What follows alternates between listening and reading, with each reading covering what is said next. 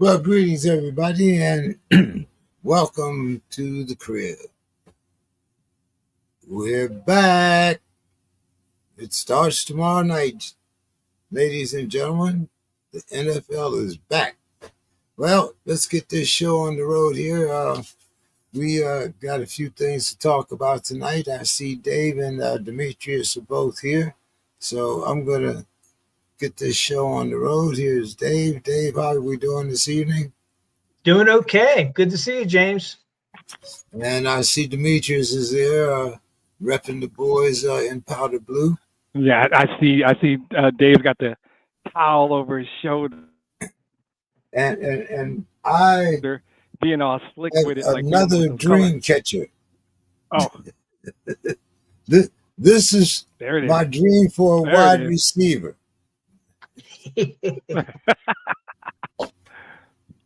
So you'll be all right. You'll be all right. I have one on each side, as you can see. Nice. And here comes Mr. Hayes is here also. Good evening, Don. Hayes is in the house. Hayes is in the house. I love it. All right, gentlemen. Dave and I were just talking before you guys came on the air. We're going to start the contest this week. As you see, I put in our predictions. So, roughly the rules are you have to participate in a minimum of 11 games. It's the winning percentage. Isn't that, Mr. Statistician, doesn't that make it more even? Yeah. I agree. Yes, sir. Okay. And we will be given a prize at the end of the season. And I'm getting 2 shirts this year? Yeah. Sorry.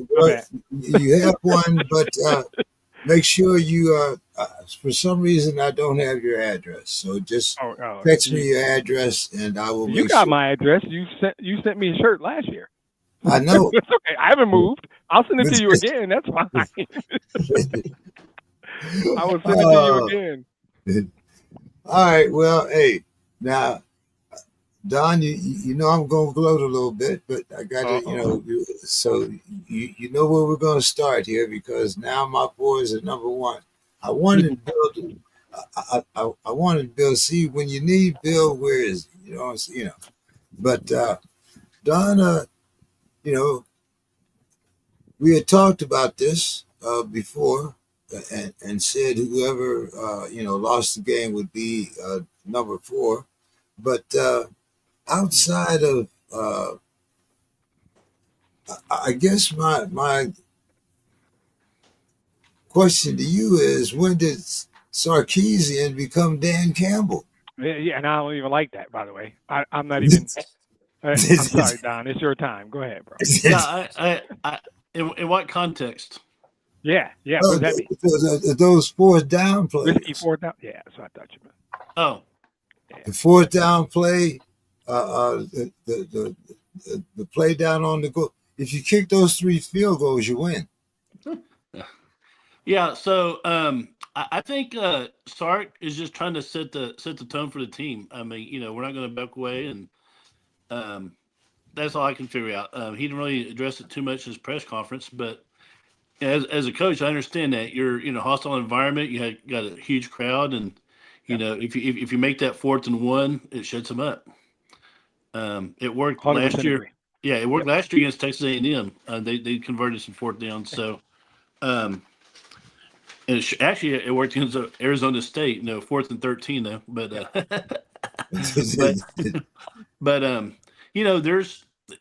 it's early in the season. I mean, I think last week I told y'all this. I was not comfortable with Texas being ranked number 1. I think number 5 or 6 would be perfect. That's a good place to start. Well, now they're at 4 or 5, depending on which player you talk to. So I'm not upset. I mean, Texas outgained. They outrushed Ohio State. They converted their more 3rd downs on Ohio State. Texas defense is legit.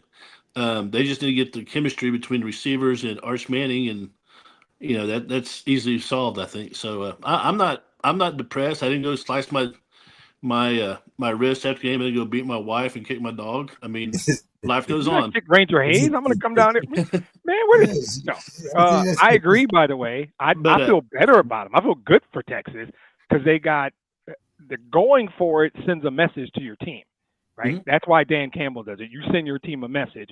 We're on the road. We're going for it, and this is going to pay off later because we're in a 12 team now. Texas will be in the mix. This is going to pay off for them later this year because you're going to be playing a different Arch Manning in December, and these experiences are going to be great. I actually everything Don said I'm with. Defense played good. I like Texas actually more now actually. So yeah, I and the Dan Campbell thing, you're dead on. I think you go for it. You tell your team we're going to be the aggressor. We're going to try and dictate. We're not going to sit back and let them do it. I like what I saw from Texas. Yeah, You're a game. Detroit fan, Demetrius. What did we expect you to What do I know about football? What do I know about football, right? Go ahead, Don. Oh, I just say the game. It actually came down to 3 plays. Exactly. Yep. The one where Texas got the safety, but there was also any penalties. Yep. You know, there's 2 points. The 4th and 1 at the goal line. You know, Sark kicks the field goal. You know, there's your 5 points there, and you had the best. Actually, on the touchdown drive, Georgia's first touchdown drive, it was kept alive by 2 penalties on 3rd down, giving fresh life, and so Yep. you know, just things like that. I mean, like I said, Texas outgained them. You know, Arch actually out through what's his name is saying Saying, yeah. So I mean, Texas, you know, and their rushing game looked real good. I was, you know, Cedric Baxter had, you know, missed last year with the knee injury, and they weren't expecting a whole lot from him, but he looked great. Trey Weisner looked great. So I'm not, like I said, I we can build with what we saw on Saturday. Yep. Yep. yeah. You know, here's the thing: is before there was a college football playoff, this would have knocked Texas out of the national championship. It would have been really, really tough with them whenever the national rankings determined the national champion. Yeah. Mhm. But with the playoffs, as long as Texas rallies and then they win the rest of their games and get into the college football playoff, they're going to be right in there for the championship. Absolutely. Well, last year Texas was in the Final Four with 2 losses. They lost, well, actually 3 losses. They lost to 2 losses. They lost to Georgia twice, and then the 3rd loss was to Ohio State. Yeah. But yeah, I mean, it's like Sark said, the days of an undefeated national champion are pretty much over. He thinks. Yeah. Well, in the old days, you don't play this game because of that system. Right. You don't play this game, and I think that's the difference now because they know they could run the table. They're good enough to run the table. Even if they just play in the SEC championship game, they're in the 12. So that's why you don't sweat it. You pull out the good stuff. You know there's still a path for you to have a shot. And the biggest thing Don said was they're gonna get better. That game Saturday is gonna help them get better. And this game we saw some matchups. You know, Notre Dame. Oh yeah. And Alabama. Florida State, Notre Dame. And we're going to see some more coming up. So, yeah, I really like this schedule going forward. I think you know, it's going to be very exciting. Of course, you know, now as always, you know, the Buckeyes had that target on their back. But you know, hopefully, you know, the boys can you know, come through. I'm hoping for back to back, of course.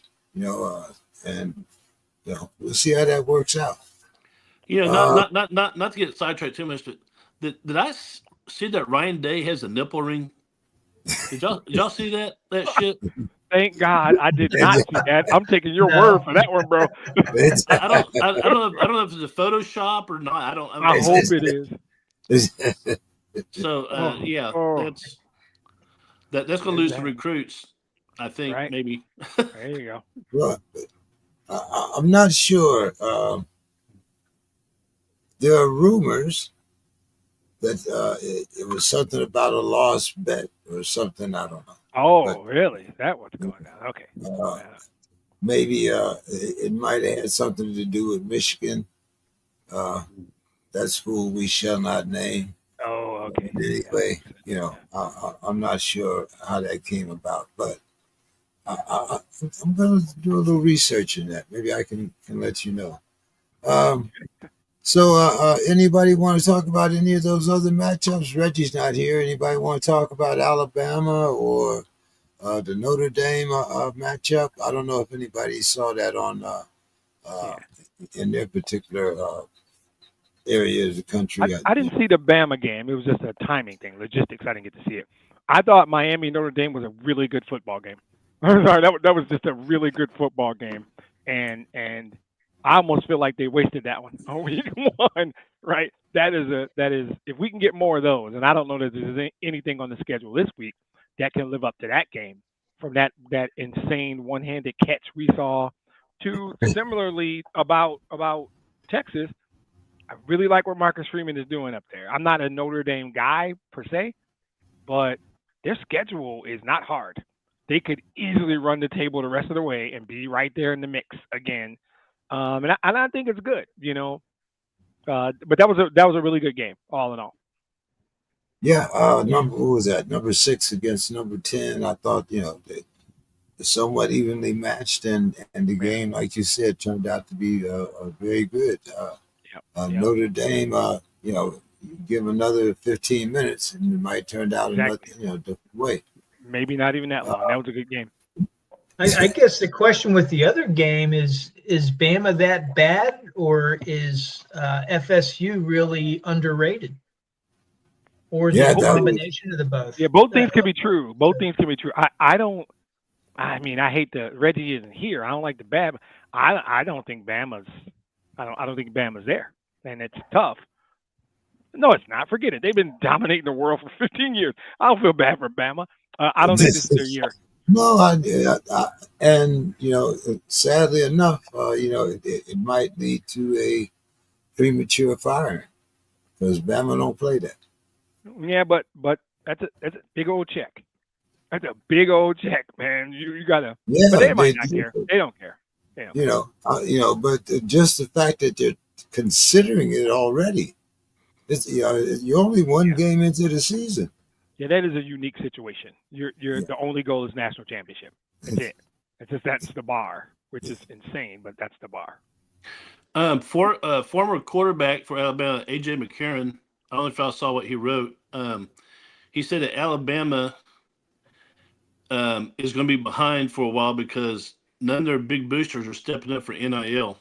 Oh, wow. Is that it? Yeah. He said that Alabama has money, but I think they're playing around like 19 million, and Texas is like at 40 million, and Ohio State's about 40 million. Even Texas A&M's like at 35 million, I think. So yeah, it's said they're way behind, and that we're seeing programs that have won, like Oklahoma State. Yep.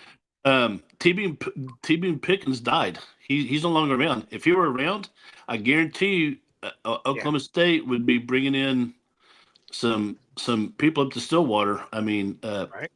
Texas Tech has that Cody Campbell played offensive line for him back in the day, and now he's a multi-billionaire. Texas Tech is they're buying recruits at the wazoo. So, and Alabama had better start stepping up, or Hey, what about the Clemson, you guys? Anybody see that game? I Clemson did. Clemson went down too. What did you think? Well, I think Clemson. I think Dabo Swinney is one of the top coaches in the nation, and I like him. He's another guy that kind of got behind on the NIL, and now you start to say, "Oh shit, I need to start stepping up," and he has. Last year he started using the transfer portal, and Clemson has some boosters. So I think he got the message. I think he was kind of in that same boat that Nick Saban was, where do I want to change? Yeah, he didn't. Or do I want to go? Or do I want to go out on top? And so he's like, "Well, I'm going to change. I'm not ready to retire just yet." He tried to stand on the soapbox for a couple of years, and he saw that train blowing right past him, and he said, "Okay, I'm in." Yeah, I mean, nothing that we haven't talked about here on the crib, but I guess we might as well all talk now about the elephant in the room. What'd you think about Bill Belichick? Harsh, harsh reality here, or what? You Hey, know, I guess TCU, they were really giving him a hard time. They were really trolling him on the social media. I can He and imagine his paramour there, but His hey, girlfriend was on the but sidelines. Is that what I heard? what's that? Did I hear she was on the sidelines? Like talking to Yeah, him? Oh wow. I think so. Yeah. Wow. that. Hey, I think that's just a case of a couple of things. Once they got a ton of transfers, some incredible number of transfers, and continuity is a thing in football. Those of you who have played, those of us who watch it, you got to build up how to play together. And I just don't think they don't have the talent level yet. But more than that, it's a bunch of dudes that have never played together. It would be like everybody on here. We've all been doing this podcast for a long time. If you just grab 5 random dudes who you've never done a podcast with, it would be like a bunch of Bill Carrolls, and they'd just be, I'm just kidding. Bill's my guy, right? Yeah, I But mean, they would, he was just they would know. hired late, and Right. he hasn't had a chance to do a full recruiting class. Exactly. There's a So bunch of transfers, and they don't know the system, and his coaching staff is weird. He's got Freddie Kitchens on the staff, and I know how much you got he loves him from his his clown son days, is right? on the staff, right? 2 of his sons are on the staff. Okay, two of his Yeah. sons, I think and Steve's the defensive coordinator, by the way. his girl walking the sidelines. I mean, Yeah, and come I on. don't even want to speak out of turn. I mean, I'm not come saying on. she was there as he was calling plays, whispering stuff in his ear, right? It was probably before the game. Maybe she snuck in a smooch at halftime. I don't know. It's crazy to me. I don't get any of that. I don't get any of that. Come on, Don. We lost Don. Did Don we got to go lose? take care. No, he's probably got to go feed Ranger. It's Ranger No, dinner time. Ranger's deceased, isn't he? Oh, am I speaking out of turn? yeah, I thought we were yeah. still talking about He Ranger. lost Ranger. We lost Ranger. Oh no. He didn't tell me that. He should have told me that. What's the new You dog? want me to do Sue's Corner? Yeah, that's a good idea. Yes. All right. He went off. He's going to come back on. I think he's gonna come back. Yeah. Yeah. He just stepped out for a minute. Yeah. All right. So Sue's Corner.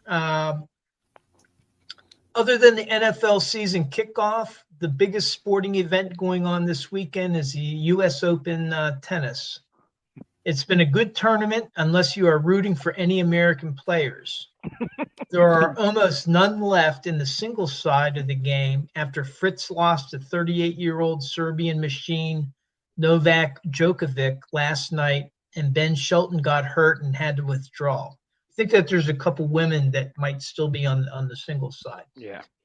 There are Osaka's still there, I believe. I think they're playing tonight.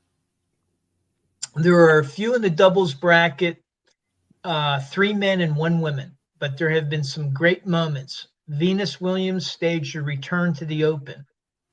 Williams, 45, and her 22-year-old partner, Leylah Fernandez, had already eliminated 2 seeded pairs en route to the last 8 and were yet to drop a set in the tournament. But yesterday, Townsend and Siniakova, who have won 2 Grand Slams together, proved too strong for the American-Canadian wildcard pairing, wrapping up a 6-1, 6-2 win in 57 minutes. I watched Venus and her partner in the 16s match, and they were all smiles. Venus was enjoying every minute of the opportunity to return to the great stage of tennis. Another comeback story is Naomi Osaka. She was one of the first tennis players to openly discuss her mental health issues back when she was #1 in the sport. Naomi Osaka's most prominent public diagnosis is postpartum depression following the birth of her daughter in 2023.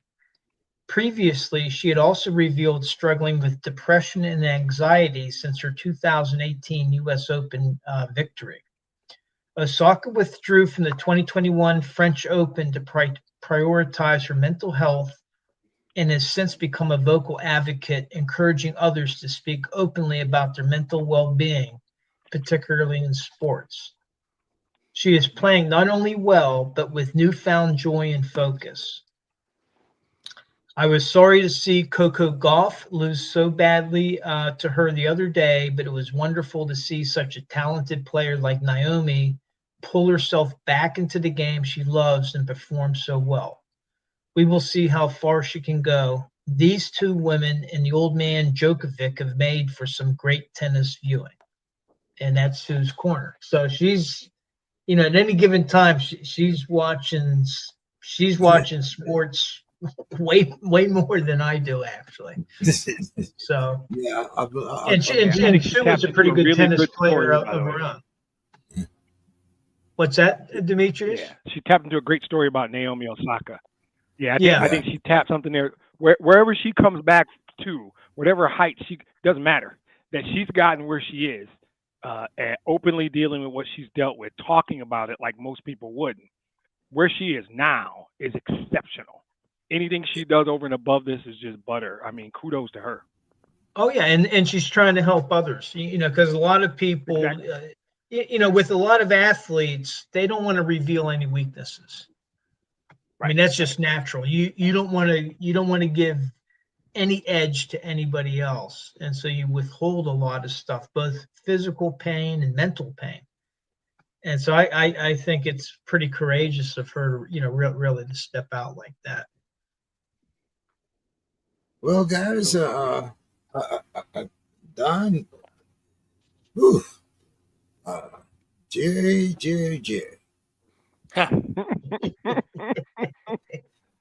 So, 2 firsts and a 10-year veteran.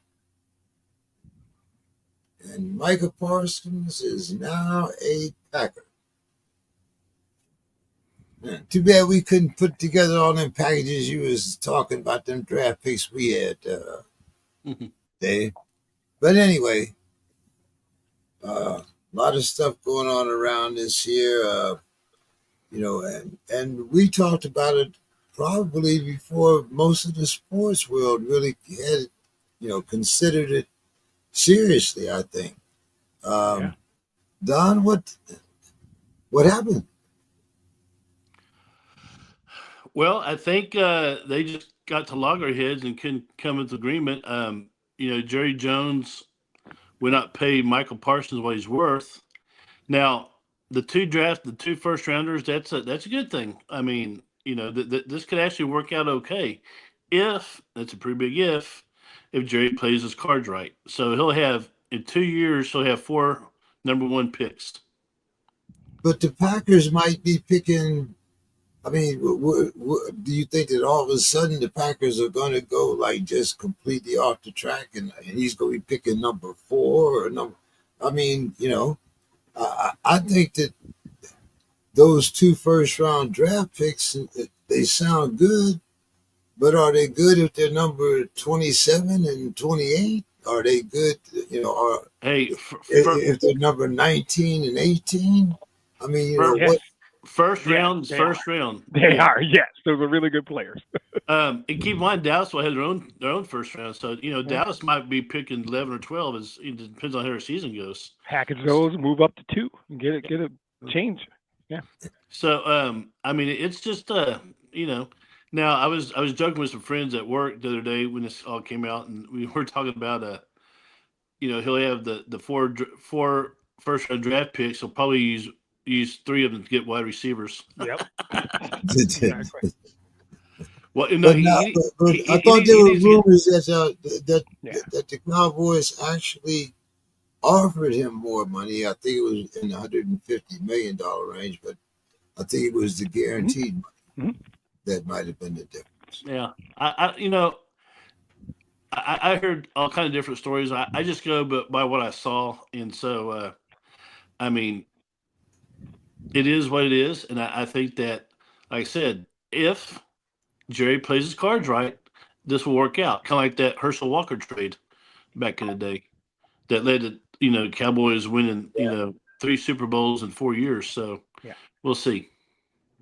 Well, I had kind of asked a question. And I don't know what you guys thought about it, but Is this another, like one of the deals when, the Packers got Reggie White and went on to get a Super Bowl?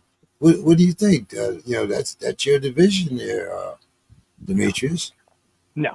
So I am one of the rare people who doesn't think Jerry's a crazy man. I don't. I looked at this and I thought, I think your guy TJ had set the market at 42 per like annual, and the Packers gave him 47. They blew the market out of the water. They gave him 47 million a year. Jerry wasn't going to pay him that money. I don't blame Jerry.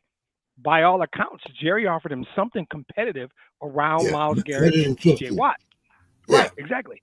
And if his agent was like, nah, I think I can go somewhere else and get him 47 and get you compensation, kudos to the agent, first of all, who pulled this off, because Micah had to get an epidural today, and it's a team from Allen Park, Michigan, going to be there in a couple of days.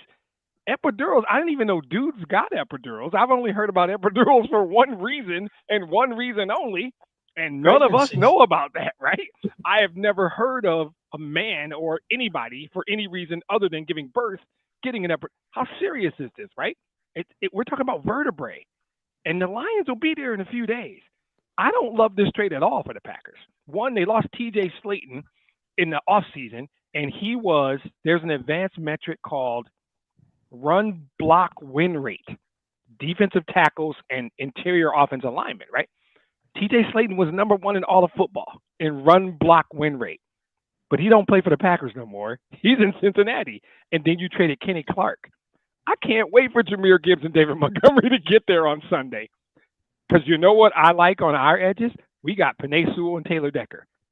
I'm not saying they're not going to get any sacks, but they're soft in the middle now. They're gooey soft in the middle like a nice candy bar. I don't like this trade for the Packers at all. I think if Jerry makes good picks or packages them and moves up, 3 years from now, we're going to be talking about Dallas won this trade. And Kenny Clark's not a bum, by the way. We just act like Kenny Clark's Kenny Clark's a really good football player, especially against the run. So, no, I don't think he's Reggie White at all. I don't even know if he's going to play Sunday. And if he doesn't play Sunday and you lost Kenny Clark, thank you. We'll take that win we were going to get anyway. There's no mystique about Lambeau anymore. It's just another place the Lions win football games. I don't get it. They gave him an insane amount of money that in 2 years is going to crush their cap. They gave up a really good player and 2 picks. The only drawback to me from Dallas is Jerry's going to make those picks. I don't really love how Jerry makes draft picks. If you had Brad Holmes or Brett Veach or even your guy, somebody else making his picks for him, I would say Dallas won this trade easily, because I don't think Mike is healthy. I think you gave him way more money than you needed to. In 2 years, this thing is going to crush your cap. Maybe I'm just a lion homer who's looking for any reason to bash the Packers. That is definitely possible. That is definitely possible. But when I look at this thing objectively, if you ask me who won the trade, now and in 3 years, I say the Cowboys. Kenny Clark's a good player. Well, I think the whole question, and Demetrius hit it, is after 5 years, is Michael Parsons past his prime? Yeah. You know, they're paying him top dollar now. TJ Watt, he's like 30. He's past his prime, but he's still a really good player. And so then it's like, okay, well, how much of if Parsons is past his prime, how much of a drop off are we going to see? And then, and if he's fighting some type of a back injury, that's tough to play. They don't get better. It's going to be, we'll find out in the first few games, see how many, what his snap counts look like, and is he dominating the line of scrimmage? Yeah. But they've taken a big risk, I think. Okay. I want to see, like they said, I want to see what happens, Sunday. Will he play? Won't he play? I think, the Packers, I always thought, are still number 3 in their division. So if he can't play, then definitely they Great. Dallas won this trade. But then again, just because they have, 3 first rounders, like Don said, there's a good chance that Jerry might pick at least 2 wide receivers, if not 3. Yeah. So, Yeah. what do you guys think about Dart? He is rumored to be the number 2 quarterback on the depth chart, beating out our old guy Jameis Winston. What did you think? Did you think that Dart would have more time to learn, I guess, behind Russell and Jameis? What did you think about that, Demetrius? He will learn behind Russell because I think people say a lot of different things about Russell Wilson. I've never heard he's a bad teammate. I think he will help this guy. I think a lot of people in the mainstream media, particularly the 4-letter, and I have no vested interest. Oh, Brian Dable, an apology. Jackson Dart went out and won this job. Jackson Dart fits their system. He's doing everything they've asked him to do. He performed as well as any rookie in the preseason, and by all accounts, he just went and won the job. And that's what football's supposed to be about, right? He went out and won that job. And Jameis is a great, entertaining speaker, and he should be a motivational speaker. He's got another career waiting for him. All he's got to do is go on the lecture tour and speak. Dart won the job. Says a lot. I think playing behind Russell Wilson will do nothing but help this guy. Because like I said, you can say whatever you want about Russ. I've never heard Russ was a bad teammate. So I think he'll help this kid get better. It looks like Dart was a good pick and has all the tools. And Dable took a beating when he took Dart. I remember watching the draft, and they were like, Shedeur Sanders is there. And he took Dart, and he said, this is the guy we scouted. This is the guy we liked. And I remember saying, man, I love his conviction. I love that he's not being swayed by the nonsense. So good for Jackson Dart. I think Russell Wilson's going to do nothing but help this kid. And like I said, I got no vested interest in the Giants at all. Jameis is a great clip, is a great speech. Looks like this kid's a real deal, though. So good for him because I think he earned it. I don't think anything was given to him. He earned it. Well, being familiar with Russell Wilson as we are, Dave, what did you think? Dart is going to get as much work at number 2 as he is at number 3. Russell Wilson is going to be playing all the games, and in the meantime, he'll be practicing and maybe getting more snaps than Jameis Winston. But Jameis Winston, he's a veteran, and so it kind of makes sense. Is give the rookie a little bit more exposure to running the offense. Now, the big thing will be if Russell Wilson gets hurt, has to come out of a game. Well, okay, well then we'll see. But in the meantime, I think that their plan is he's just going to be sitting behind the bench, and unless they have a lead and he goes out for the victory formation, he's not going to play any more than if he were the number 3 quarterback. So you have a lot of help. I mean, a lot of faith in these guys being able to play a lot of games, and I don't see Russell being able to play, a full season. Well, I mean, if he gets hurt, then that changes the whole thing. And then what happens is then Dart goes in as a starter, but they probably have a short hook on him, right, with Winston right behind him. I think that's a smart way to do it. Yeah. What did you think, Don? You expect this young man to make it? I saw Dart play quite a few games last year, and I think on a better team, he would have definitely probably, been the Heisman. But because he's he's an SEC, of course, Mississippi was, Ole Miss. They were somewhat overmatched in some games, and they went out and lost some games they shouldn't have had no business losing to. But the losses weren't necessarily on him. He did have one game, I think, where he threw multiple interceptions. But throughout his career, if you look at the overall picture of his career, he's a good quarterback, and he's going to get better because I think he'll get better. Fundamental techniques in the NFL. And the fact that he, beat out a Heisman winner tells me something big. Yeah. Okay. Don, we got 7 new coaches in the NFL. Schottenheimer, of course, in Dallas. We got Ben with Johnson with the Bears. Uh, Cohen with the Jaguars. Glenn, of course, with the Jets. Pete Carroll with the Raiders. Vrabel with the Patriots. And then you got Kellen Moore down there with the Saints. Uh, Mm-hmm. Donna, what do you think? Which of these coaches do you think has the best chance for success, and which think has the chance for failure? Well, of all the ones you mentioned, let me tell you the one I'm most excited about, and that's Aaron Glenn with the Jets.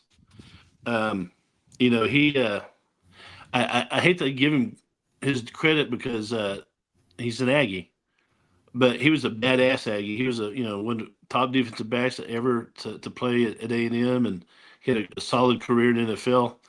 His players believe in him. He's one of those guys that gets things done. He sparks enthusiasm, and that's what the Jets need. And so I think he's the one I'm most excited about.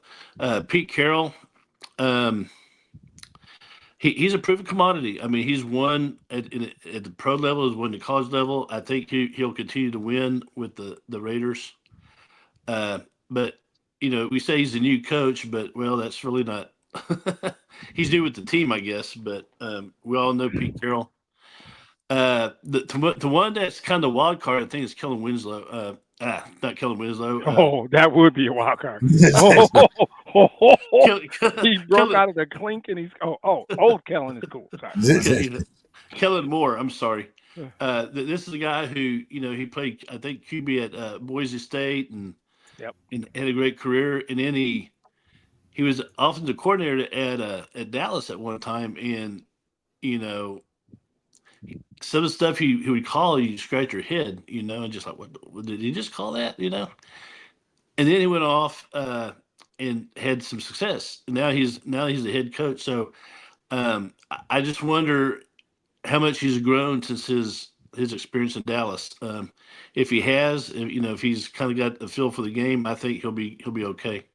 But he's the one I'm kind of like going to watch with curiosity. I mean, just because it's so different.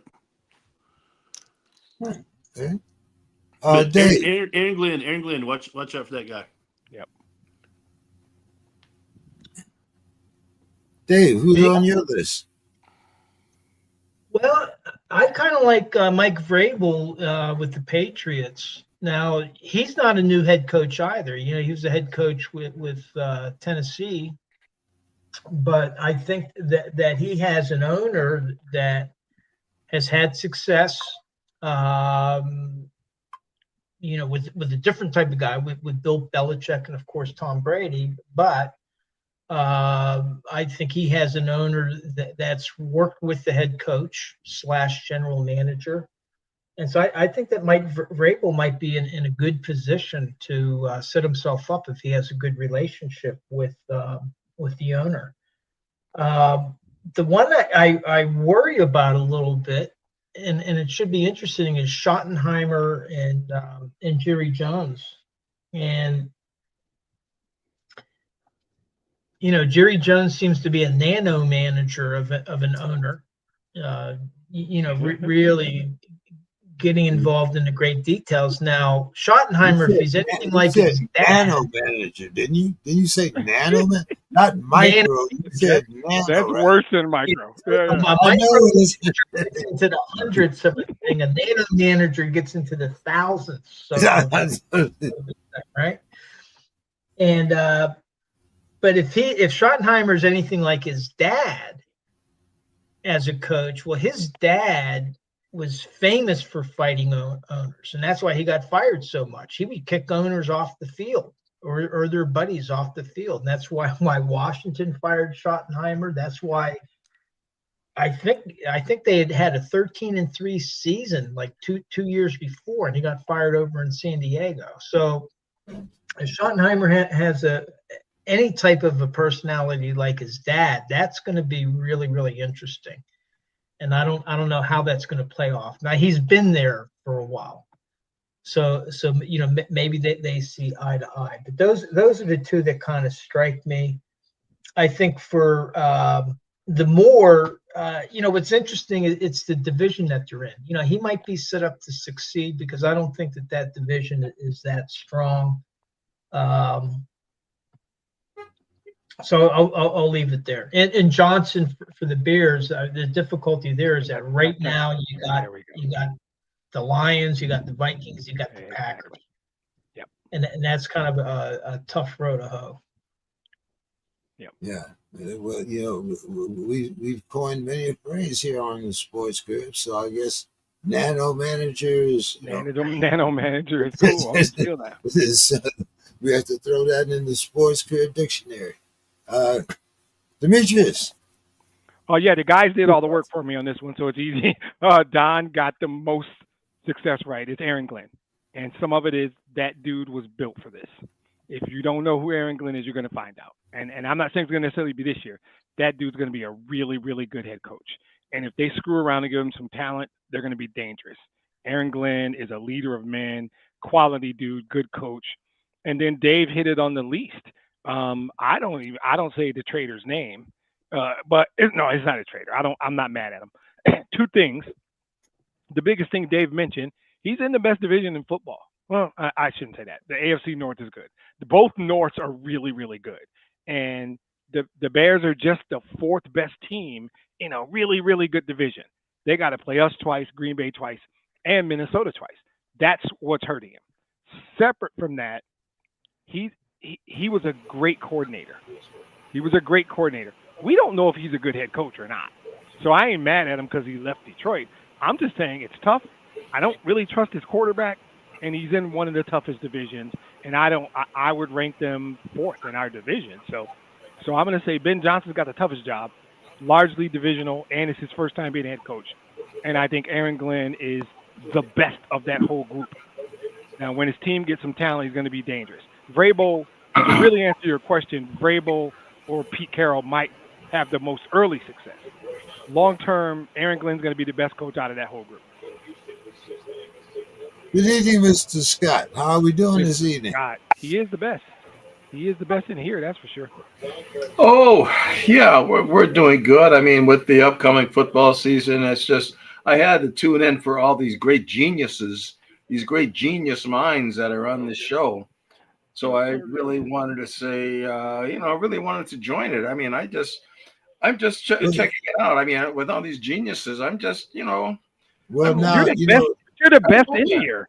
You're the best in here, and we're all geniuses. What does that say about you? Last year, Mr. Scott, you were pretty good at making the picks. If I believe correctly, you may have won. And this year, we're going to have a contest, Mr. Scott. You have to make it at least. You have to be here for at least 11 games out of the 17. And we're going to, whoever has the highest winning percentage at the end of the season, we'll get another T-shirt like we had for our fantasy league. So glad that you could join us. See if your expertise wins once again. We started tonight, so we're glad to have you. Mr. Scott, how do you see this Michael Parsons trade into your division? Well, I detest the trade. I mean, but what I have heard is that Mr. Parsons could be damaged goods. I've heard some things about that, so I don't know. Maybe the trade could be rescinded. From what I'm hearing, it's not even clear that he's going to play in the first game because some type of back or some type of an issue. But I mean, I would have thought that he would have gone through some type of physical and there would have been some vetting before they allowed that. So it looks like Jerry Jones pulled something on the Packers. Looks like he might have pulled something. They're saying that Jerry was the dummy, but maybe not so much. No, I don't like the trade. I mean, because, it gives me a little bit of fear with the Vikings. I mean, let's face it. We got a quarterback who's never played a game. It's never been in a game. So that's concerning to me. I mean, it is. I'm not going to go full blown like Demetrius or nobody, but I'm not going to go full blown with a guy that hasn't played a game. So yeah, I'm concerned about that. I really this first game against the Bears Monday night. I think this is going to be a very interesting, telling game. I really do. I think it's going to be very interesting. But as far as the trade, if the man's damaged goods, I'm all for it. I'm going to start with you, Demetrius.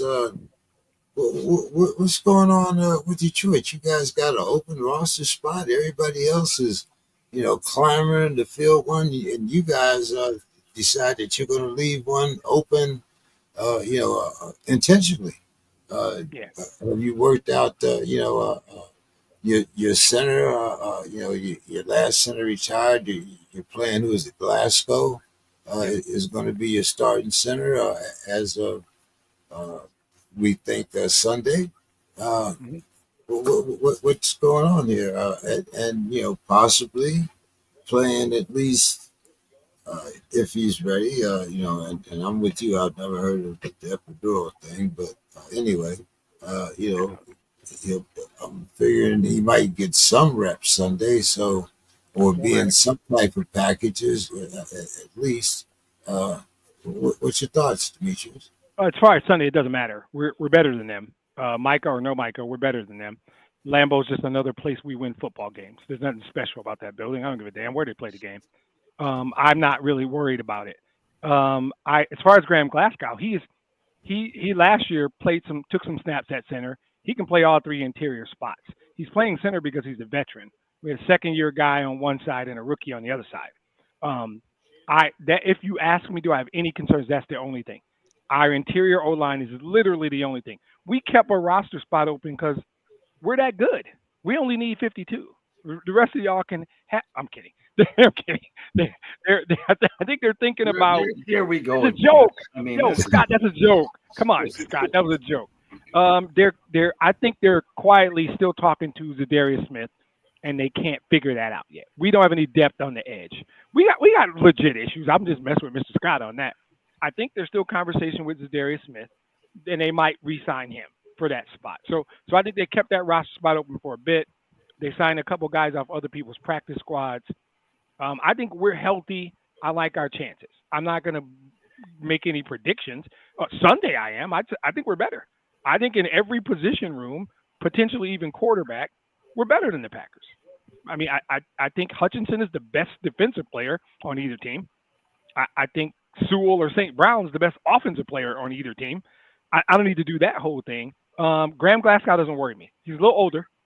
He's at 32, but he's got flexibility. He's a veteran. He's his second stint with us. I think we drafted him, actually. Yeah, we drafted him in the third round back in the day. But I'm slightly concerned about the interior offensive line. We lost a all-pro center. That's really my only concern. But I told you earlier about the trade. Scarily, completely agree with Mr. Scott. I think Dallas won the trade now, and if they get the draft picks right, they'll have one in the future. I still have never heard a grown man get an epidural. I don't even know what that is. This kid's 27. He's having back problems. Those don't just magically get better by you playing football. I don't. Somebody help me out. A 27-year-old has already got back problems, and he's going to play football, and they gave him $47 million a year. I hate the trade as much as Mr. Scott. We can't have me out here agreeing with Mr. Scott. This is going to be a jacked up podcast. If we're going to be out here agreeing on shit. So I am not worried about Sunday. I'm not worried about the health is the only thing that concerns me. If we stay healthy, I like where we are. I just do. I'm not going to gloat. I think, we got a good coach. We got good talent. Don't care about Ben Johnson. Have fun, bro. We'll need him. We'll need him.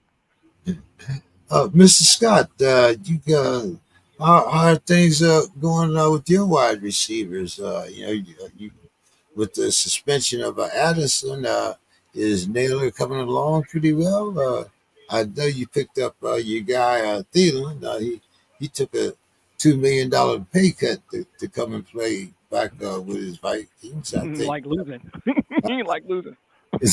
And I think he wants to retire as a Viking, but that's another story down the line. But Mr. Scott, you also traded away Howard for Wentz. as your backup. What's going on there? Well, I'm concerned about the quarterback room. Like I said earlier, I'm concerned about it. And Wentz, I mean, how many teams has he blown out of? I mean, 5 teams already. I mean, and so I mean, if it comes down to that, uh, that's very problematic. But for the receivers, I think we're good. We got Thielen. That was a great move. He wants to be here. He knows the system. They know him. He knows here. He's back here. He's already just coming right in, just like hand in glove. It's already just looking good with the receiver. So, JJ, he's healthy. Hawkinson, we got another tight end that's good. Our backfield's good. Everything's good on the offense. It's just can a man that's never played a game. I mean, I'm concerned about it because Dan Marino couldn't do it. And this guy is not a Dan Marino. Okay. I mean, if Dan Marino couldn't do it, can this guy do it? I mean, we shall see. It'll be very interesting. It's going to be a very competitive division. Didn't Dan Marino take his team to the Super Bowl as a yes, rookie? but they didn't win. Yes, he did. He took them there. Yes. But the point he made was this kid ain't Dan Marino. Why the hell are we comparing this kid to Dan Marino?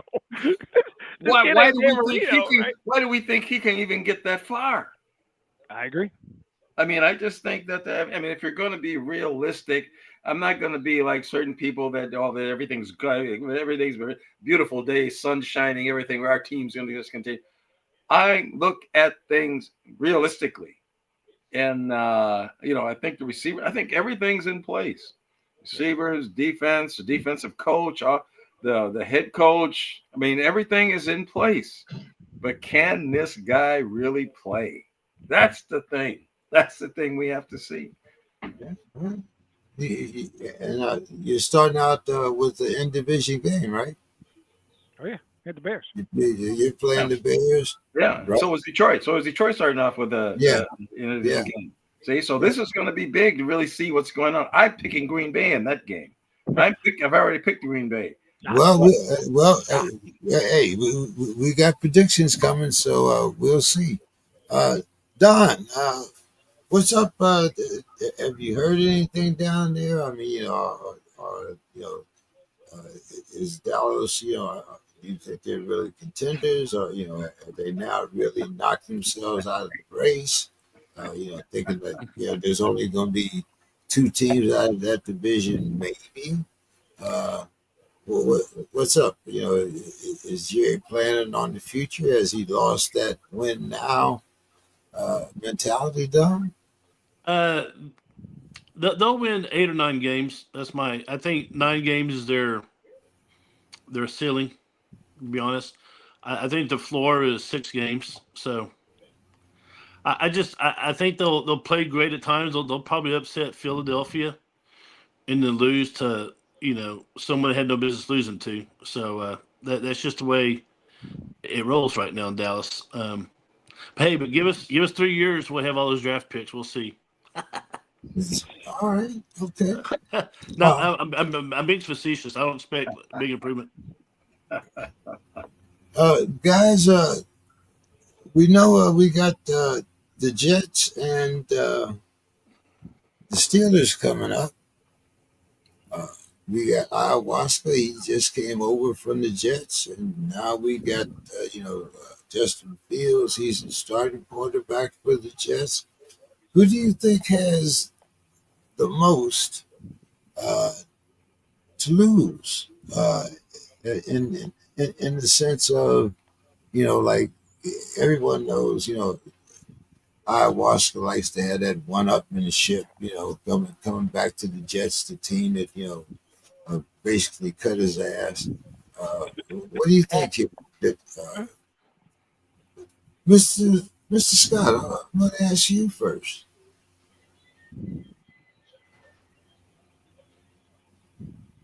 Well,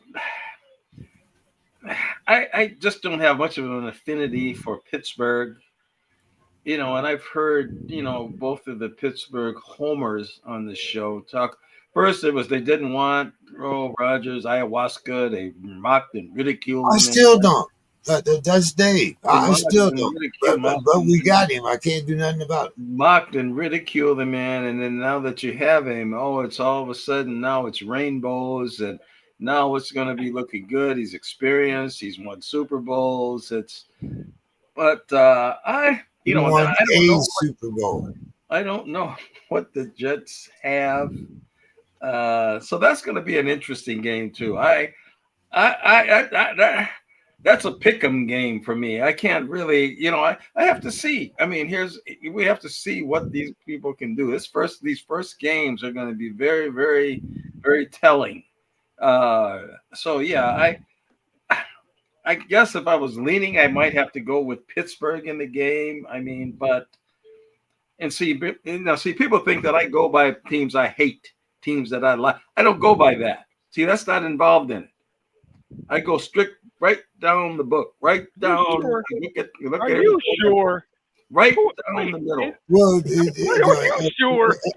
everybody has their own book. See, so we're gonna let I'm Mr. Scott great. have his. The Book of Anthony. Don, what did you think, Don? What? Sorry, I was texting my brother. What happened? No, there's a bunch of bullshit happened. Is what it was. We're talking about, who do you think, which quarterback do you think has the most motivation to win that first game, Ayahuasca or Justin Fields? I'd say Justin Fields, only because you just got two guys. You got one guy who's a veteran that's like 42 years old. He doesn't really give a shit. He's just trying to delay the inevitable. Then you got Justin Fields, who's like, he feels he still has something to prove. He's a young man, so I would say just through human nature, Fields definitely. What do you think, Demetrius? I don't give a damn about that guy. I don't talk about him. I hope Fields lights him up for 400 and he ruptures his other Achilles. I can't stand that dude, and I ain't even gonna waste y'all's time. I don't like him. I don't even say his name. Dave. I'm sorry. No, I know that's y'all's team. I should take that back. I don't. I think y'all be better off without him, though. I'm gonna be honest. I don't know who your backup is, and I like him. Dave, give us some perspective here. Well, I mean, first to the question, what quarterback do you think has the most motivation to win this game? The thing is Rodgers, he said this over and over again. He's been in the league 20 years. This is his 21st year. Justin Fields, he made a choice. He could have signed with Pittsburgh. He opted to go to New York. He opted to leave in free agency. So I think when it comes to that, and he wants to prove himself to be a legit starter.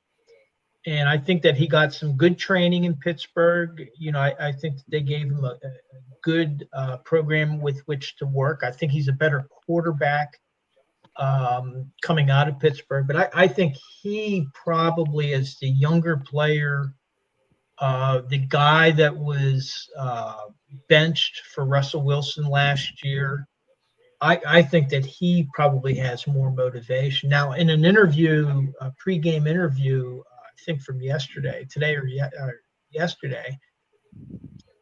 when he was asked about his motivation, he basically said, "Hey, we're just focused on the game. We'll leave."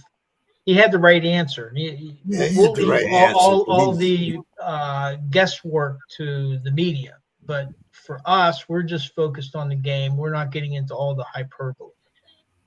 But the reality is he has an ego, and I think that he would really, really like to, to show that Pittsburgh missed on him.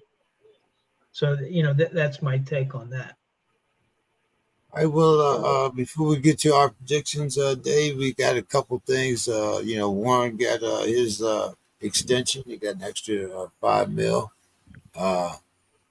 We don't know really what's going on with the Hayward dilemma here. You might be having some, you can shed some light on that. And Harmon, I'm hearing that he's going to be missing that first game. And how bad is Howard's injury? Howard or Herbig? Excuse me? Howard or Herbig? The young quarterback. Howard. Okay. All right. Yes. So yeah, with Jalen Warren, he took.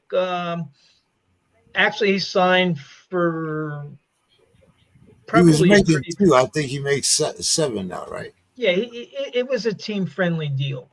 Yeah. It's good for the team, and now they have him and they have Caleb Johnson on his rookie contract, so they got their running back set for the next couple seasons.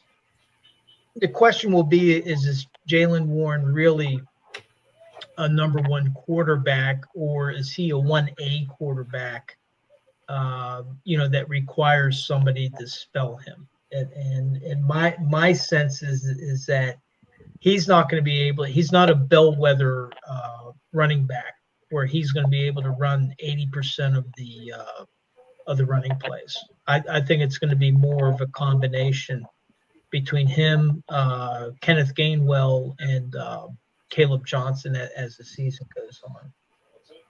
But he's a good pass blocker, and he's good catching balls out of the backfield. I would anticipate him gaining 12 to 1,300 total yards, rushing and receiving. With Hayward, his contract is still not signed. On his podcast, he kind of left it open whether he would play in week 1. But he's practicing with the team. And when Mike Tomlin on Tomlin Tuesday was asked, as far as Mike Tomlin is concerned, he's playing. And so we'll see. Now with Pittsburgh, their team rule is that they do not negotiate contracts once the season begins. So essentially we have until Saturday, whenever the doors close on the airplane, unless he's signing paperwork right on the airplane in order for him to sign a new contract. I don't think it'll take him beyond 2026, where he's already signed. He had signed a contract last year. And then there's also Chris Boswell, who's actually in a similar situation, wanting to redo his contract, but he's continued to practice. My gut tells me that both of them are going to be playing. Probably with Boswell next year, they'll give him a really, really nice contract to fit his. I mean, right now he's the best kicker in the AFC North and one of the best kickers in the NFL. With Harmon, yeah, he was termed out. I don't know if he's going to be back week 2, 3, or 4, but he's definitely not going to be playing this week. Now, what's interesting is probably the guy that he would have been lined up against, the right guard, Elijah Vera Tucker for the Jets, may have a torn tricep, and that's the captain of their team, and he's out. And then the thing is the right tackle, the guy that he was going to be tandem with, is a rookie, Armin Membao, a first-round rookie. So a talented guy, but Membao's going to be having to deal with T.J. Watt, and they're probably going to rotate people like Yaya Black, Loudermilk, and maybe Keanu Benton. They'll probably be rotating around against this interior. Now, what may happen is the Jets may have to push their center out to guard, and then they'll bring in I think it's Jacob Myers in as the center. So it sounds like the Jets' offensive line may be a little shaky, and that's going to be up to the Pittsburgh defense to exploit. And that could very well determine the game right there. If the Pittsburgh defense can exploit the Jets' offensive line, then they're in good shape. On the other hand, the Jets have a pretty good defensive front seven, and the Steelers have a very young. It's healthy, but it's a very young, developing offensive line. So we'll have to see how Broderick Jones and Tony or Troy Fautano do. With Howard's injury, yeah, he's on injured reserve, so he's eligible to be called back. But the soonest that he would be back would be week 6, but probably he won't be seen until late in the season. Now he won't be allowed to participate in team practices. He could be on the sideline, but he can't be participating in team practices. So that's kind of a setback on his development, but that's where we're at.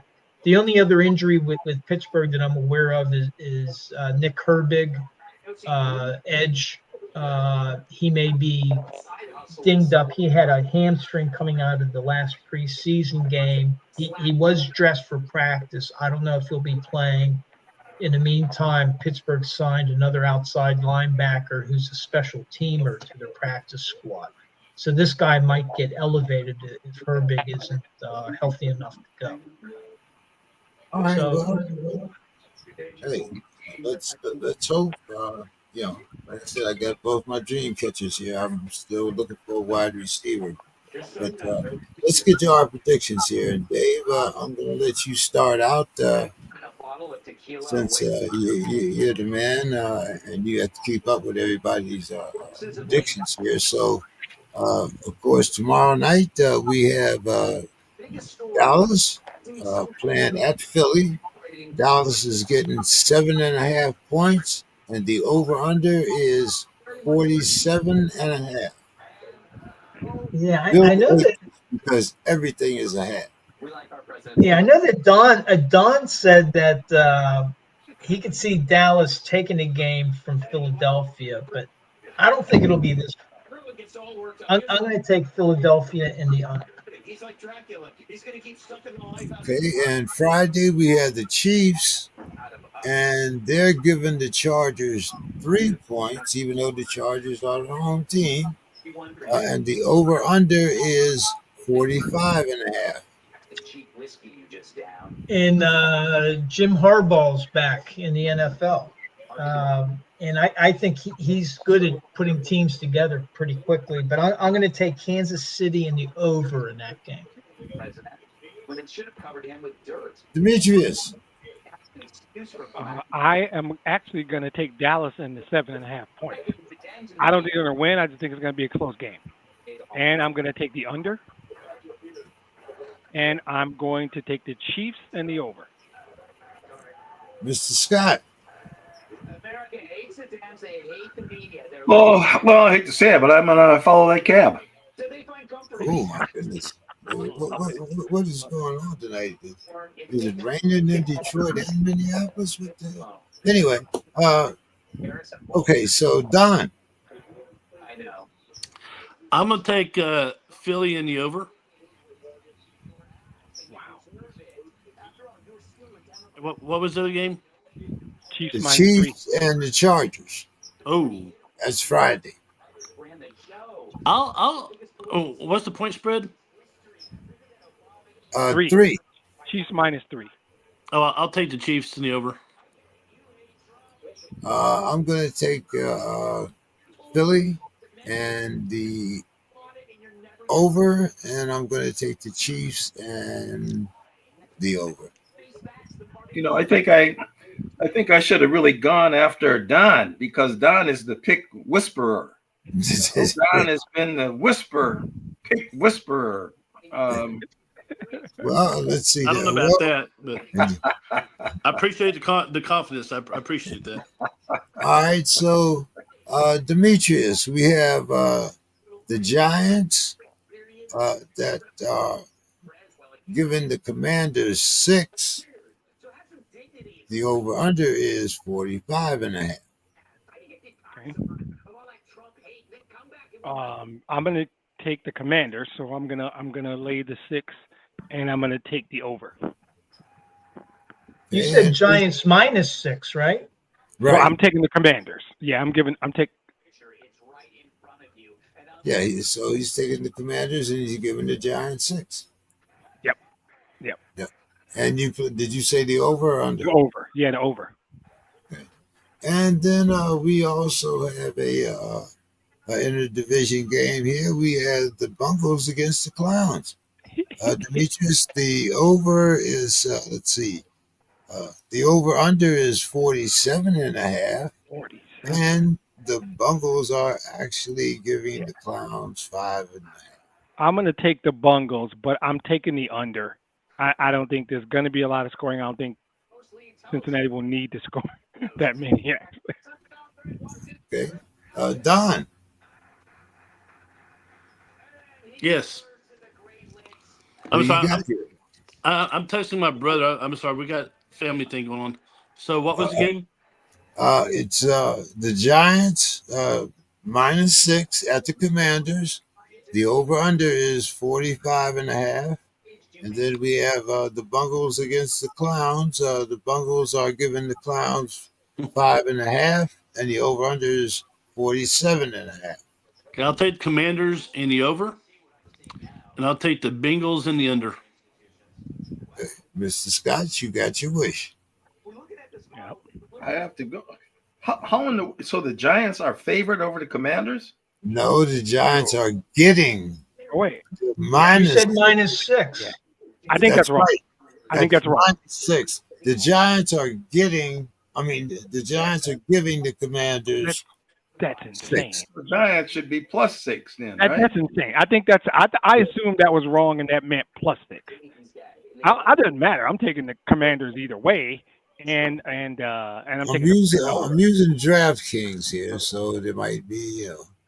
I just assumed that was a mistake, and that was supposed to be +6. Yeah, I'm taking the Commanders all the way, and I guess an over. And Cincinnati is kind of goofy because they don't play any defense. That's the thing. But against the Browns, maybe it won't be necessary. Yeah, I think that Giants. I'm looking at the Giants right now are +6.5. So that was probably +6. I'm looking at a different site. But yeah, it's the Giants +6.5 right now. +6, okay. Yeah, And so it should be I'll take Cincinnati, and I'll take that game under. I'm going to take the Commanders, and I'm going to take the under, and I'm going to take the Bungles, and I'm going to take the over. So Okay, Dave, so I'll change the Giants to +6 then. yeah, I'm still taking Washington in the over, and in this case, I'm taking Cleveland in the over. Ooh. He's just being a contrarian. He's trying to get a jump on us. Everybody else took the Bengals. Well, Cleveland plays Cincinnati pretty tough usually, but it's going to be weird. I mean, it's going to be Joe Flacco. That's going to be interesting. Exactly. And Cincinnati plays no defense. That's the thing. yeah, that's the other thing. But They don't play no defense. okay, Dave, we're going to start the Steelers -3 at the Not Yets, and the over/under is 38.5. Smallest number on the board. Yeah, this is a toss-up game, but I'm taking Pittsburgh in the under. Okay. The under on the lowest number on the board. Okay. No, I think I might agree with you. It's crazy. It's 38. And then we also have the Cardinals, and they're giving the Saints 6.5. The over/under is 43.5. I know that the Saints are in disarray, but I'm taking the Saints in the over. And here's the thing, in that Pittsburgh, New Jersey game, if Pittsburgh plays zone defense, watch out, because Justin Fields is going to run for over 100 yards. They got to play man to man. But anyway, I'm taking the Saints in the over. Demetrius. I'm trying to figure out what Don Hayes is watching on TV. I'm hearing all that. I'm like, what the hell is that? I'm gonna go. I'm gonna take the Steelers. Oh no, I'm just trying to figure out what it was. I'm taking the Steelers and the over. That number's too low for me. That's a scary low number. I'm going over on principle. And other game is tough for me. I do not know. Like so who's actually favored in that one? Help me out. Arizona is. Arizona. The Cardinals are favored. I'm going to take Arizona in the 6.5. I'm taking the Cardinals. And you're giving the 6.5. Wait. Okay, I'm misunderstanding this. Minus 6.5. The Cardinals are favored. Okay, that's fine. I think the Cardinals are going to beat the Saints by at least a touchdown. So put that down however it's supposed to be. And I don't know. I'm gonna go over. I'm gonna go over, and I'm not sure about it. So don't follow me on that. I'm very dicey. It's a tough one for me. Mr. Scott. So what am I on? What, Steelers and Cardinals? No, Steelers and Jets. Steelers and Jets. Yeah. The Cardinals are playing the Saints. Yeah, right. I mean, those two games. So yeah. I am taking, boy, I'm going to take the Jets in the over. Taking who in the over? You heard him. He said the Jets in the over. Okay. And the Cardinals. And the Cardinals in the over. And the Cardinals, okay. Don, we got you here yet? Yeah, I'm going to say Pittsburgh in the over. And I'll go Cardinals in the over. I'm going to follow that card, Dave. Right. Don, next we have the Bucks. And they're giving the Falcons 2.5. And the over-under is 47.5. I'll go Falcons and the under. And the second game is the Fins, Miami against the Colts. Miami is getting 1.5 points. And the over-under is the same, 47.5. That's a hell of a game to have to pick. I know. I'll take the Colts in the under. Okay. Wait, hang on. Where are they playing at? They're playing at the Colts. Colts. Okay, Colts in the under then. Okay. And did you get the Falcons in? Yeah, he took the Falcons in the under. Falcons in the under. Okay. Yes. Okay. Demetrius. I also like the Falcons in the under, but I'm gonna take the Dolphins.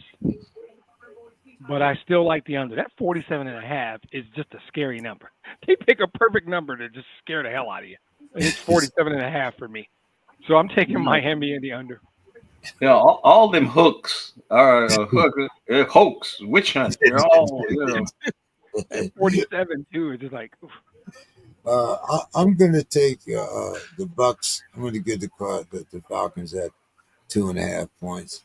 But I'm also going to take the over on that.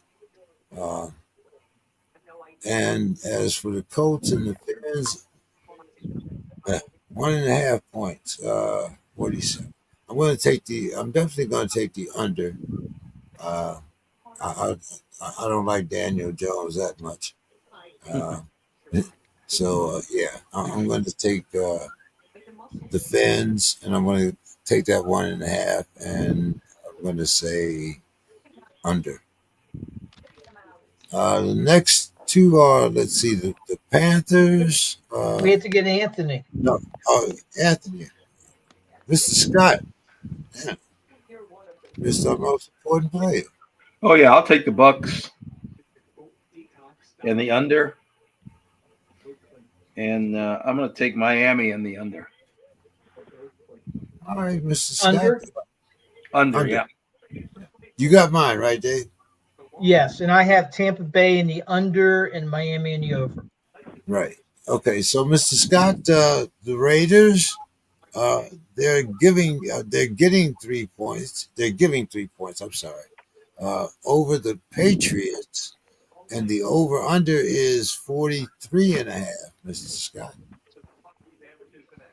Ooh. Well, none of these teams are any good. I mean, so it's just a matter of who's the no goodest. I mean, I'll take the Raiders. I'll take the Raiders in the under. And I'll take the Broncos to cover that in the under. Broncos? No. We're on the Raiders and the Pats, and then the next one, Mr. Panthers, Scott. Jaguars. If you didn't like the first one, you really not gonna like this one. I know this one is no gooder than that. It's the Oh, Panthers. the Panthers. They're getting 3.5, and they're playing the Jaguars, and the over/under is 46.5. Yeah, that's one of those. They're really not on my board at all. But now, for these purposes, for fun, these are the purposes for no holding me to it. But I will take Jacksonville in the under. Okay. And who did you take on the first one? You got it down, Dave? He took the Raiders in the under. Okay. You took the no gooder of the two no gooders. Don, who you got in these two barn burners? I'll take the Raiders in the over, and I'll take Jacksonville in the under. Demetrius. Same. Would you say follow the car or whatever y'all say? What he said? Follow the cab. Follow the cab. These are two no gooder teams, and the no gooder, the least gooder of the no gooders. I love that. That one's no gooder. Yeah, follow that cab for me too, Dave. And that makes Raiders over, Jacksonville under. Yeah. And I have the same. Raiders over, Jacksonville under. Okay. Okay. So now we got one more 10 o'clock game here, and this game might be interesting, but I really like what Bo Nix has been doing. But Demetrius, we have the Titans, and they're getting 8.5. That's the biggest plus minus other than Dallas, that's the biggest. Yeah. They're getting 8.5. And the over-under, though, is only 42.5. And they're picking up the Broncos. Yeah, I'm going to warn you guys. I like Denver. I like Denver all year. I'm going to be on Denver a lot. I like what's happening over there. So I'm taking Denver, and I'm actually going to go over. I like what they got going out there. That's going to be a good team. Okay, the first of our 1 o'clock games is the 49ers. That's minus 2.5 at the Seahawks. And this is another 43.5. I don't know what the 49ers are. This one's tough for me. I'm gonna take the Seahawks at home and give the 49ers the 2 and a hook. But I'm gonna go under. I don't think there's going to be that many points in this game. Don, what do you think? I'll go Denver in the over. Seahawks, they're playing at Seattle, right? Correct. Right. I go Seattle in the under. Did I get Mr. Scott? Nope. No. Yeah. Oh, I'll take. I guess I'll take the Broncos in the under. And the 49ers, I will take them in the over. Dave, you can follow that cab there for me. So who do you got? I have Tennessee in the over, which, I mean, Tennessee's pretty bad, but I'm still 8.5 points. And San Francisco in the over. Okay. I guess we have to let Demetrius start this one. Demetrius. If you want to make it easy, let me start this one.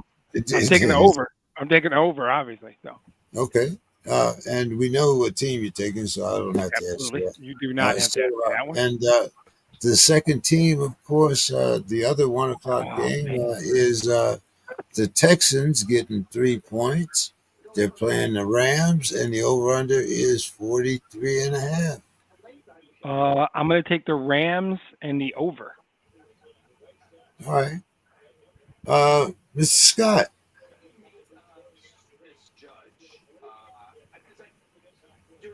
Yeah, Packers, they're at home, right? They're at home. Oh, yeah. Over/under is 47.5. I will take them, no question about that game. That's my lock. That's my lock of the. I'm not even going to call it a lock. I'm going to call it the lead pipe cinch. Okay. Ever heard of that? But remember now, you're independent, Mr. Scott. So good. You're that independent. A lead pipe cinch. Okay. I wrote that down. I'm taking Did we hear some speech earlier about I don't pick teams against the teams I hate? Blue hell. But We're hearing from the Book of Anthony now. Look at That's his book, though. Like I say, right down the middle. Has Object. nothing to do with any political or witch hunts. His middle name's objective. Nothing. Okay. No. Okay. What about that other game, Mr. Scott? The Texans and the Rams. I've always liked the Texans, but boy, the Rams just seem so tricky. I'm going to take the Rams in the over. And did you take the under or the over in the previous game? I took the Doesn't over. matter. You picked the wrong fucking Over. team. It doesn't matter. I took the Packers in the over. Yeah. Yeah, because Detroit's going to go for it on 4th downs. They're going to do all kinds of goofy stuff that's going to cause a lot of points. They're going to just Okay. Yeah, just like we did 15 times last year. Let's go for some objectivity here. Don, who you got? Wait a minute. Objectivity. I down think the that's middle. a shot. Right down. Well, no, I think what I'm saying. shot. What I'm saying is, unnecessary. That's No, unnecessary for the moderator is not supposed to. no. What I'm saying is, I got Demetrius first, and then I got you, and so guys in the same division. So this is Don. All right, okay. So Don, what do you think here? The Lions are given 2.5 to the Packers, and the over/under is 47.5. Are they playing in Detroit or Green Bay? They're playing in Green Bay. Ooh, Green Bay. I think we're getting the point, aren't we? I'm going to have to go Green Bay in the under. And I'll take the Texans in the under as well. Ooh, okay. Oh, we were friends, man. I'm going to take the Lions here, and I'm going to take the Rams. I'm going to take the over in the Packers, and I'm going to take the over in the Rams. Okay. And I'm doing the same. Yep, you're both right. Okay, so Mr. Scott, Mr. Objectivity. Here we go. We have the Ratbirds. They're getting 1.5, and they're playing. No, they're giving the Bills 1.5. The Bills are at home, and the over/under is 50.5. Evidently, there's Baltimore's plus 1.5. They're plus 1.5. Right, Baltimore is plus 1.5. So they're getting 1.5. Right. They're getting 1.5, and the over/under is 50. Nobody's Buffalo playing. is favored by 1.5. Buffalo is favored, right?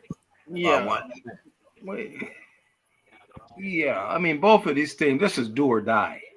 Both of these teams. I mean, it's like it or get off the pot, with both of them. But so I am going to take Baltimore and the over, even though 50, because it's not going to be snowing, I don't think.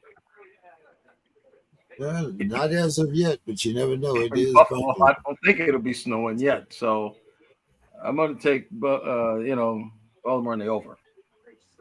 All right, and of course our last game Monday night. No, that's No, it's the Vikings are plus 1.5 against the Bears. Yeah, I'm inclined The to over under take. is 44.5 too, Mr. Scott. I'm Second inclined. lowest. I'm inclined to take the Bears. I mean, their quarterback has experience. He's played. He was the number 1 draft pick. It's in Soldiers Field, which is a hard place. I'm Ain't gonna nobody take. falling for this okey doke. He's taking the Vikings. This is some bullshit. Ain't nobody falling for this. Ain't nobody falling for this. This is really, with my objectivity as it's really hard. I am going to go out here. I mean, with the points, it's probably going to be maybe a point or two. I'm going to take the Bears in the under. See, you did that, Demetrius. You did that. That's hilarious. No, I've got to see something from a quarterback that has not played. I have to see something. So, okay. And you don't think Chicago would be his testing ground? Okay, you got that much. I think that's Monday night. The Right, big well, lights at you Social have Field. you have it down, don't you, Dave? I wrote it down. Okay. It's an ink. You don't have Dave's number. You can call him and change it later, right? Okay. So, Demetrius, let's see. This is how it's done. This is how it's done. Your objectivity. This is how it's done. The Vikings are better than the Bears. I'm taking the Vikings, but I don't think it's going to be high scoring, so I'm taking the under. The Bears, guys, the Bears aren't that good. Talent on the roster, the Bears aren't as good as the Vikings. The Vikings have better players. Justin Jefferson is the best player on the field. Vikings under. Sorry. Okay. And the Ratbirds and the Bills. Oh, sorry. That's a shootout. I actually am taking the over, and I'm going to take Buffalo. I'm going to take Buffalo at home and over. All right. Don. I'll go. Damn, Baltimore and Buffalo. That's a hell of a game to pick. That's a good game. But they're playing Buffalo, and 50. And 50. Yeah, I'll go. I'll have to go with Buffalo since they're at home. If it were Baltimore, I go Baltimore. But I go Buffalo at home. I'll go the over, and then and the other one is who was Vikings it? and The Bears. Vikings. Oh yeah, They're playing at Chicago. Okay. Monday night. Unproven quarterback versus Black Nails. He cleaned all his nails, apparently. Yeah. I think it's gonna be an upset. I'll go to Vikings in the under. Okay, you got that, Dave? Yep. Okay, I'm going with the Bills and the over, and I'm going with the Vikings, and I'm going to go with the under with the Vikings. Yeah, I took Baltimore in the under. But Minnesota, I was surprised that, Minnesota's giving 1.5. That's not bad. Minnesota in the under. Minnesota in the under, to me, was one of the easier picks of the night. Shocking that somebody, I'm not going to name his name, but he's in theory the best person in here. Well, it's about objectivity. It's not who you want to win. I've gone down that road before. I've gone down that road. And Dimitri, if you've been down that road before and it failed you badly, didn't it? The Vikings are better team. Before Mr. Scott, the bandwagon broke down last year. That's why I don't ride bandwagons. So give us your final thoughts, Mr. Scott. Well, on a serious note, I know everybody's heard about that shooting, at the church, which is right down the street from me. Actually, my dad lived literally across the street from there, and my cousin owns a gas station that is across the street from that church. and then where they had a memorial service right after at Holy Angels Church, which was around the corner, which is a big auditorium. That's where Larry Fitzgerald went to school, his brother Marcus, and right down the street is this was all in right. Richfield is about a couple blocks from there, and my wife retired as an administrator for the city of Richfield. So these kind of things when it's right here, and then I got two granddaughters that just started school, one in the third grade, one in the kindergarten this year. And on a serious note, those kind of things. And then right across the street is this fish place that I go to every now and then to get fish. And I guess they were serving free food to all the responders and everything during that event. It just seems like there's so many events that have been happening here in Minneapolis that have really, kind of took the edge off some of the fun of the sports and some of the things that I really enjoy.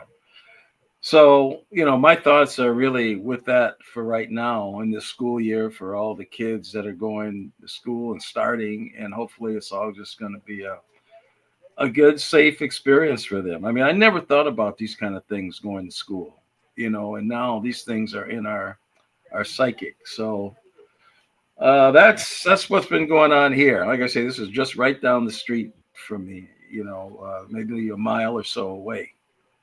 And we don't understand these things. There's a lot of rhetoric about it, but let's hope that we can do better. Let's hope that's my hope that we can do better. Dave, I know I'm a little over for you, but your final thoughts. Yeah, really sorry to hear about that tragedy up there, and things are happening all over the country as they always do. I mean, this is in any country that you're in, things happen that are really sad. But for me, right now, I'm glad that it's football season. Starting this weekend until the end of the year, every weekend we're going to have some NFL football, and I'm looking forward to it. It's one of my diversions, so literally taking me away from, the more serious stuff. Sunday night, I'm going to be in Frederick, Maryland, with the Frederick Steelers Club, watching the game from an X-Golf there with about 40 or 50 fans in Frederick, Maryland. And then the following week, I'll be at the season opener against Seattle. So every team, whether it's the Lions, the Cowboys, the Vikings, the Steelers, right now they're all 0-0. They've all gone through their preseason, but really I don't know what to expect. And looking forward to a good football season. And I hope that the Steelers over deliver. So that's what I'm looking for. They're only favored in 6 games. That's what a lot of people, everybody's talking about them going to the playoffs and this kind of stuff. But the reality is the odds makers, and they're in it to make money. They only have Pittsburgh favored in 6 games. But as the season goes on, that's going to change. So I'm looking forward to seeing how they do. Yeah, they might only win 5. But that could happen. That's possible. I'm really interested to see. Everybody's contract is up. When is it? 2026, Dave, or 2027? Mike and the coordinator, everybody is next year, right? Or is it the year after? With Mike Tomlin, I think it's next year. I would have to look at it. I don't know. I think Tomlin's next year. Reggie's favorite guy, I think he's next year also. Well, now he's Reggie's favorite guy. Now he's your 2 guys' favorite. Now all of a sudden, I'm talking about Arthur Smith. See, you didn't know who Reggie's favorite guy was, did you? Remember Arthur Smith Smith doesn't play. Arthur Smith is he doesn't coach. He doesn't play. Am I wrong about that? He's a coordinator. He's the offensive coordinator. Omar Khan is online too. He said, "Stop trying to do his fucking job." Sorry. Thank you. But anyway, let's But see. he got this, guys. Dave, Don, your last final thoughts. My last. Ooh, that You're done, sounds. bro. This is it. You're out. You're out. You're never I'm see your going ass to. anymore. That sounds like end of life shit. Okay. So one of the biggest upsets in college football that no one's really talking about was Tarleton State beating Army. Oh wow. Tarleton is when I was in school, it was a Division II. They up until just a few years ago, they were playing in a high school stadium, which in Texas, that's not that bad thing because there's some nice high school stadiums. But it's a small town, Stephenville, Texas. It's it's northwest of Waco. It's Did you actually say Steubenville, Texas? What's that? Did you say Steubenville, Texas? Stephenville. Oh, Stephenville. Okay. Yeah. Some Ohio flashbacks over there. Yeah. But anyway, it's a real small town, and Tarleton's they've been competitive, but they made a jump to 1A, Division I, like 3 or 4 years ago, and they barely broke 500. Well, they upset Army, which Army was heavily favored. Well, a few nights after the game, this guy named Larry Pickett Jr., he's a sophomore safety for Army. He's driving the road, and he notices a wreck happen in front of him, and the car catches on fire. Larry Pickett jumps out of the car, 20 years old, young man, drags the guy out, saves his life, and big hero. I think we need more guys like Larry. Too. Was he with his dad? Huh? Was his dad with him? I think his dad was with him too, right? Yeah, I think that's right. But anyway, this young man, he jumped in there, and he did what he did, and I'm glad that guy is going to be an officer in the United States Army because I think our young men need leaders like that. So hats off to Larry Pickett Jr. for saving that man's life, and congratulations to Tarleton State for pulling the upset. Nice. Yeah, that was an upset. A major. I think Army was favored by 20 points or something like that. I think it was a field goal in overtime, maybe. That's how they won, but I think Army was favored by a lot. I forget what it was. Oh yeah. So Demetrius, take us home here. So I often talk about baseball and Negro League baseball and the Lions, obviously, but quietly, probably my favorite sport from little kid to now is boxing. It's what I share with my dad, my brothers. We could sit down and do a podcast about the heavyweight division in the 70s. We would need more than an hour. I think we touched on a little bit. But heads up, guys, in 10 days, there is a fight happening, and it is a good one. They do these fight of the year or fight of the decade. Canelo Alvarez and Terrence Bud Crawford are meeting. These are two of the best fighters of the last, help me out, James, 15 years? Easy, right? Yeah, I think easy, but they're very different weights, aren't they? Oh, no. Bud's moving up 2 weight classes. Bud's moving up 2 weight classes to do this. And that's the only thing making it even remotely interesting to me because I think Terrence Bud Crawford, for me, is the best pound-for-pound fighter since Pernell Whitaker, right? Or what? Maybe not. In the last 15 or 20 years, Terrence Bud Crawford is that good, but he's moving up 2 weight classes. Exactly. Bud is everything you need to do. Now, Canelo is entertaining. Go look at the trilogy with Triple G, and if you're not a boxing fan, I get it. If you are, and you're just like boxing fell off, I don't see any more good fights. There's one coming up on the 13th, and you might want to check it out. I think it's going to be a better fight than a lot of pundits because Bud is moving up 2 weight classes. Now, to me, this is unheard of, right? You don't do that. But if anybody can do it, right? I'm with you. I'm worried, but if anybody can do it, Bud can do it. I think it's going to be a good fight. Canelo is really good. Canelo Alvarez is really, really good. So I'm excited, more excited I've been about boxing in a long time. I've been waiting for this fight. He fought a guy named Errol Spence 2 years ago, I think, and I was looking forward to that, and he picked Errol Spence apart. Bud made it look easy, and Errol Spence was really good. So now moving up 2 weight classes, Canelo is big. He's strong. He's fast. Canelo's good. This is going to be a good fight, guys. This not. I don't think now. If Bud does it again, then I'm just gonna concede. If Bud does it again, he'll be the best pound for pound. Right. This is Sugar the guy. Ray Robinson. Sugar Ray Robinson Right. tried to move up to light heavyweight. I know. Okay. You're not wrong. And You are not wrong. he fought, but he just ran out of gas. It's 2 weight classes is a big deal. Like It's a huge deal. A friend of mine from my hometown fought as a middleweight in the Olympics. His name's Chris Bird. Eventually went up to heavyweight.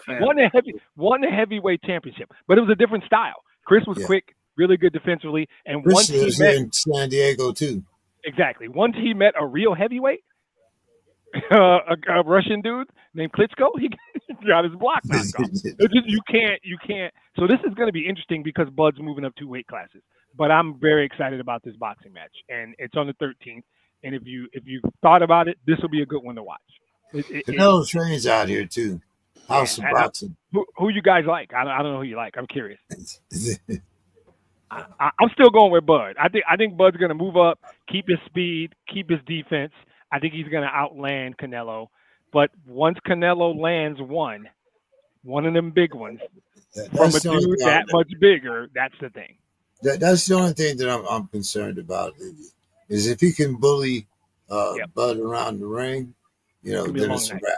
It'll be a short night, actually. It'll be a short night. Yeah, but if Bud can do the same thing he did against Errol Spence, but then again Errol Spence remember he was coming off a really bad accident. I was kind of worried about. His eye was messed up. Yeah. But it'll be a good fight though. It'll be good. But anyway, let's get out of here. I promised Dave we'd get off as soon as we could. So thank you guys so much. I'll see everybody next week. And Dave, you can tell us how we did. Dave left. Dave's gone. Okay, I knew. Dave got tired of that boxing shit. He had to leave. No, he probably had to go. Yeah, this first week is going to be very telling. This first week is going to be extremely telling. Are you really worried about the Bears? All seriousness, are we still on the air? I don't know if we're still on the air. Yeah, we're still on there. I just are you really worried about the Bears? I don't. The Vikings are a great team, no question about it. But